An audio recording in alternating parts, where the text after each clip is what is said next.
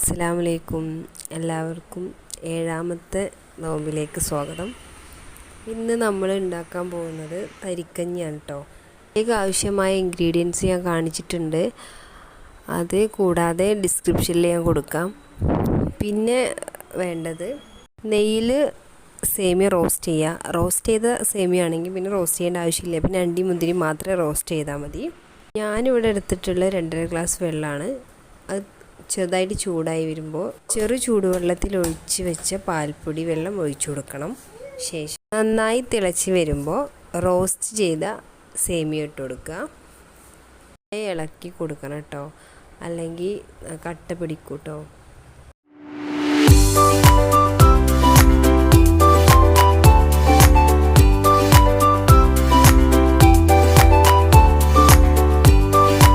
ശേഷം 2 ഏലക്ക പൊടിച്ചത് ഇട്ട് കൊടുക്കുക.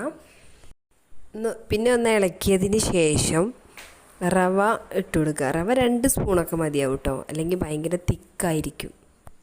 ഇട്ട് കഴിഞ്ഞാൽ ഗ്യാസിൻ്റെ ഫ്ലെയിം സിമ്മിലിട്ട് വെക്കണം. എന്നിട്ട് നന്നായി ഇളക്കണം.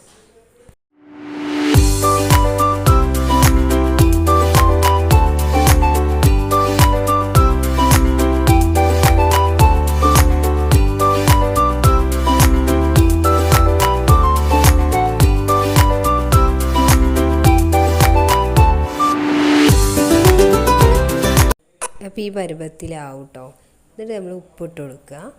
പിന്നെ ശേഷം തേങ്ങാപ്പാൽ ഒഴിക്കണം. പ്രത്യേകം ശ്രദ്ധിക്കാനുള്ള കാര്യം, തേങ്ങാപ്പാലായതുകൊണ്ട് കൂടുതൽ തിളപ്പിക്കരുത്. അതെല്ലാവർക്കും അറിയുണ്ടാവുമല്ലോ. അപ്പോൾ ഒരു കാണാനും ഭംഗി ഉണ്ടാവില്ല, കുടിക്കാനും ടേസ്റ്റ് ഉണ്ടാവില്ല. അപ്പോൾ ആ ഒരു രൂപത്തിലാവുമ്പോൾ സിം ഓഫ് ചെയ്യാൻ ശ്രമിക്കുക. പിന്നെ ചെയ്യാനുള്ളത്, നമ്മൾ നേരത്തെ ചെറിയുള്ളി അരിഞ്ഞു വെച്ചിരുന്നു. അത് നമ്മൾ ആദ്യം റോസ്റ്റ് ചെയ്ത ആ ഗീയിൽ തന്നെ ഇട്ട് നന്നായിട്ട് അത് മൂപ്പിച്ചെടുക്കുക. ശേഷം നമ്മൾ ഉണ്ടാക്കി വെച്ച തരിക്കഞ്ഞിലോട്ട് ഒഴിച്ചു കൊടുക്കുക. നല്ല ടേസ്റ്റാണ്. നല്ല ഇളക്കി കൊടുക്കാൻ വേണം, എന്നാലാണ് എല്ലായിടത്തും അത് സ്പ്രെഡ് ആവുള്ളൂ. നല്ല ടേസ്റ്റാണ്. എല്ലാവരും ട്രൈ ചെയ്യാൻ ശ്രമിക്കുക. Okay, by.